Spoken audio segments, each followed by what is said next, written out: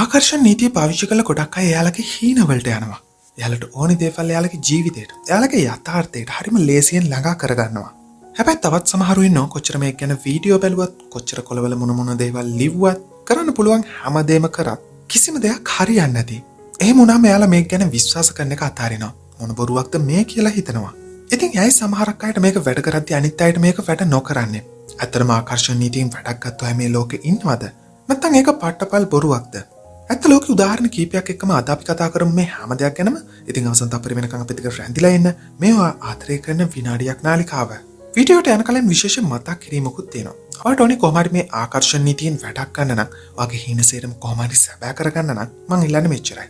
අපෝ මේ ඔබල්ල වැඩක් නැහැ. හරිම කම්මැලි වීඩියෝ එකක් නේ කියලා ඔයාගේ හිතවාව රැවටුවත් හිතට ඊට තියලා වෙන වීඩියෝ එකකට යන්න එපා. මේ මුළු වීඩියෝ එකම බලන්න. මොකද මේ වීඩියෝ එක පුරාවට මේකට අවශ්‍ය තොරතුරු සහ ඉඟි ඔයා කරන්න ඕන දේවල්, ඔයා නොකළ යුතු දේවල් ගැන කතා වෙනවා. ඒත් එක්කම ඔයාට ඕන නම් අද දවසේ ඔයාගේ ජීවිතේ හොඳම දවසක් කරගන්න ලෝභ නැතුව දාගෙන යන්න මේ වීඩියෝ එකට ලයික් එකක්. එහෙම කරොත් ඔයාගේ ජීවිතේ ඔයා අහන්න ආසම දෙයක් ඊළඟ පැය 24 ඇතුළේ ඔයාට අහන්න ලැබෙවි. මාත් එහෙම වේවා කියලා මගේ මුළු හදවතින්ම ප්‍රාර්ථනා කරන්නම්. හරි. එහෙනම් යමු වීඩියෝ එකට. ආකර්ෂණ නීතියෙන් වැඩක් ගත්ත අය ඇත්තටම ඉන්නවද? මේ තියෙන ඇත්ත ලෝකේ උදාහරණ කීපයක්. අපි ඒ ටික බලලා ඊළඟට කතා කරමු. එයාලට පුළුවන් නම් ආකර්ෂණ නීතියෙන් වැඩක් ගන්න. ඇයි සමහරුන්ට ඒ දේ කරන්න බැරි කියලා.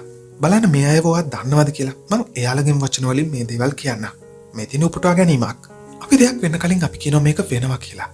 ඒකට තමයි මැනිෆෙස්ට් කරනවා කියලා කියන්නේ. මම මේක හරියට අත්දැකලා තියෙන දෙයක්.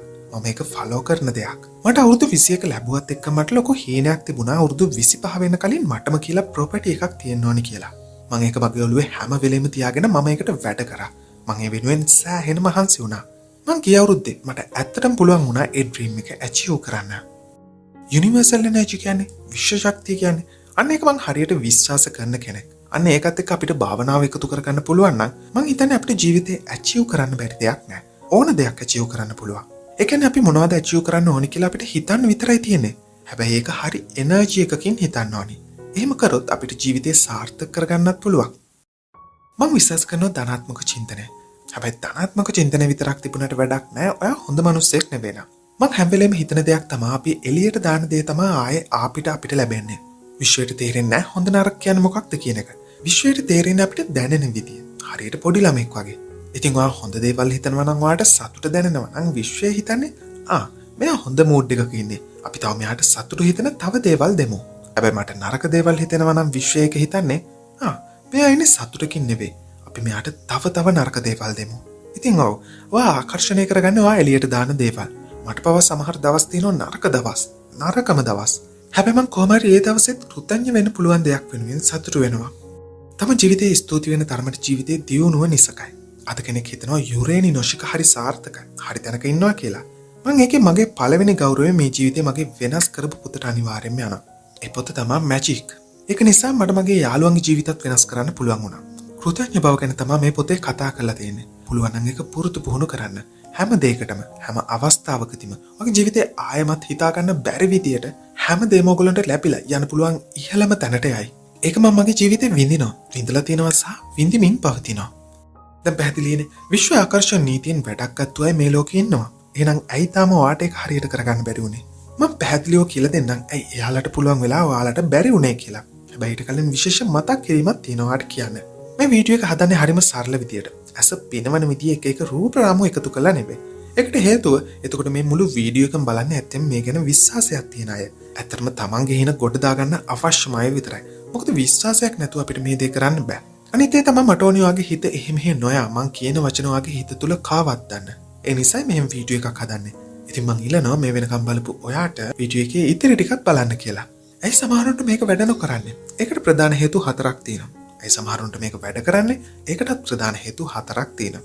මුලින්ම බලමු සමහරුන්ට මේක වැඩ නොකරන්නේ ඇයි කියලා. අංක 1.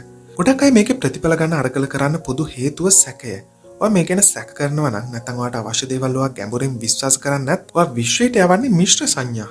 ඔයාගේ සවිඥානික මනසට මේක ඕනි වුණාට ඔයාගේ යටිහිත හැම වෙලේම කියනවා ඔයා මේක ලබන්න සුදුසු නෑ කියලා. විශ්වයට ඒක ඇහෙනවා. ආකර්ෂණ නීතිය සම්බන්ධ වෙන්නේ ඔයාගේ සිතුවිලි එක්ක. ඔයා නිරන්තරයෙන්ම ධනාත්මක සිතුවිලි ඍණාත්මක සිතුවිලි අතර මාරු වෙනවා නම් ඒක ඔයා විශ්වයට යවන ශක්තිය අවුල් කරවන්න පුළුවන්. විශ්වාස කරන්නේ මොනවා වුණත් ඔයාට ඕන දේ ලැබෙනවා කියලා. අංක 2. ඔය දකින්න හින යථාර්ථයක් බවට පත් කරගන්න ඉවසීම ඕනි. ඔය හැම වෙලේම ඔයාට ඕනි දේ හරි කියාද කියලා ලකුණු පරීක්ෂා කරනවා නම් නැත්නම් ෂණික ප්‍රතිඵල බලාපොරොත්තු වෙනවා නම් ෂණික ප්‍රතිඵල ඉල්ලා සිටනවා නම් ඒකෙන් ඔප්පු වෙන්නේ ඔයාට ඒක ලැබෙනවා කියලා විශ්වාසයක් නැහැ කියන එකනේ.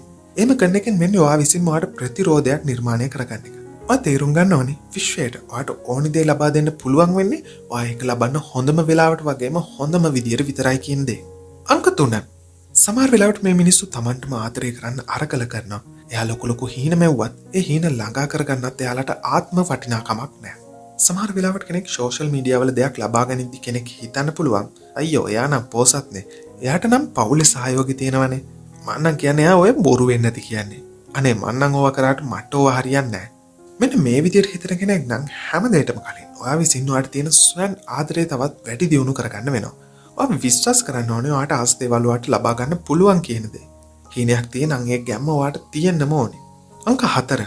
ගොඩක් අය වරද්ද ගන්න ප්‍රධානම හේතුවක් තමයි තියෙන කම්මැලිකමට සේරම හීන ටික විශ්ව ආකර්ෂණ නීතියට විතරක් බාර දීලා ඔය උඩ බලන් ඉන්න එක. එහෙම නෙවෙයි. විශ්ව ආකර්ෂණ නීතිය වැඩ කරන්න නම් ඔයත් ඒ වෙනුවෙන් වැඩ කරන්න ඕනේ. විශ්ව ශක්තිය විසින් කරන්නේ ඔයාට වගේ හීනයට යන්න පාර කපන එක. නැත්තම් උඩ බලන් ඉන්න කම්මැලියන්ට ඒ හීනේ ඉටු කරලා දෙන්න විශ්ව ශක්තියට උමනාවක් නැහැ. හේතුව ඒ වෙනුවෙන් ඔයා කිසිම දෙයක් කරන්නේ නැති හින්දා. හේතුව ඒ වෙනුවෙන් ඔයා කිසිම දෙයක් කරන්නේ නැහැ. මෙන්න මේකත් ප්‍රධානම හේතුවක් විශ්ව ශක්තිය ඔයාට පිහිටන්න නැති වෙන්න. හරි දැන් කතා කරමු අපි සමහර අයට ගොඩක් ලේසියෙන් යාලට ඕනි දේවල් යථාර්ථයක් බවට පත් කරගන්න පුළුවන් උනේ ඇයි කියලා. ඒකටත් ප්‍රධාන හේතු 4ක් තියෙනවා. 1. කිසිම වෙහසකින් තොරව හීන් ළඟා කරගන්න ප්‍රධාන හේතුව තමයි යාලා ආකර්ෂණ නීතිය ගැන නොසලන විශ්වාසයක් තිබීම. එයාගේ ආසාවන් වලට විශ්වය යාලට මඟ පෙන්වනවා කියන දේ එයාලා සම්පූර්ණයෙන්ම විශ්වාස කරනවා. මේ විශ්වාසයත් එක්ක තමයි එයාලගේ සිතුවිලි පෙළ ගැස්වෙන්නේ. එයාලා බියෙන් සැකෙන් අවිශ්වාසයෙන් ඉන්න මේ හීනේ සැබෑ වෙයිද නැද්ද කියලා. විශ්වය යාලට ඕනි දේවල් හැමදේම කරනවා කියලා එයාලා 100%ක්ම දන්නවා. සහ එයාලා තමන්ගේ හීන වෙනුවෙන් වැඩ කරනවා. අංක 2. මෙයාලා ධනාත්මකව හිතනවා විතරක් නෙවෙයි. එයාලා යාලගේ සිතුවිලි හැඟීම් ක්‍රියා එක විදියකට පෙළ ගැස්වනවා. පහසුවෙන් දේවල් ළඟා කරගන්න කෙනෙක් එයාලගේ ආශාවන් දැන්ටම ඉෂ්ට වෙලා කියලා හිතලා උද්‍යෝගයෙන් ප්‍රීතියෙන් වගේම විශ්වය වෙනුවෙන් කෘතඥ වෙනවා. එයාලගේ හැඟීම් යාලගේ සිතුවිලි වලට ගැලපෙනවා. ඒක නිසා මෙයාලගේ ආශාවන් යථාර්ථයට ආකර්ෂණය කරගන්න චුම්බකයක් වගේ වැඩ කරනවා. අංක 3. තමන්ට ඕනේ හරියට මොකක්ද කියලා තේරුම් ගන්න කෙනෙක්ට එයාලගේ ඉලක්ක වලට ලේසියෙන් යන්න පුළුවන් වෙනවා. සමහර වෙලාවට ඔයාට සල්ලි ඕනි කියලා විශ්වයෙන් ඉල්ලන්න පුළුවන්. හැබැයි ඒක හරියන්නේ නැහනේ. ඔයා හිතන්න ඕනේ නිශ්චිතතාවයත් එක්ක. ඔයාට හරියටම කොච්චර සල්ලි ඕනිද? ඔයාට ඒ සල්ලි හම්බුනාට පස්සේ සල්ලි වලින් මොනවාද කරන්නේ? ඒ සල්ලි හම්බුනහම ඔයා කොච්චරක් සතුටු වේද? ඒ සල්ලි වියදම් කරන්නේ මොන වගේ දේවල් වලටද? කවද වෙද්දිද ඒ සල්ලි හම්බ වෙන්න ඕනේ? මෙන්න මේ වගේ සල්ලි හම්බ වෙනවා කියලා සම්පූර්ණයෙන් විශ්වාසය තියලා ඒ සල්ලි වියදම් කරන විදියත් හිතලා බලන්න. තමන්ට ඕනේ හරියට මොකක්ද කියලා තේරුම් ගන්න කෙනෙක්ට එයාලගේ ඉලක්ක වලට ලේසියෙන්ම යන්න පුළුවන් වෙනවා. අංක 4. ඉක්මනින් දේවල් ළඟා කරගන්න පුද්ගලයෙක් කෘතඥතාවය ගැන වැඩි අවධානයක් යොමු කරනවා. එයාලා හැම වෙලේම මට මේක ඕනි, මට අරක ඕනි කියලා අඬෝ වැටියාවෙන් ඉන්න කෙනෙක් නෙවෙයි. එයාලා දැනටමත් එයාලට දැන් තියෙන දේවල් වෙනුවෙනුත් සතුටු වෙන්න එයාලා දන්නවා. ජීවිතේ වගේ සතුටෙන් ගෙවද්දී වගේ ශක්තිය ඉහළ සංකේතයකට මාරු වෙනවා.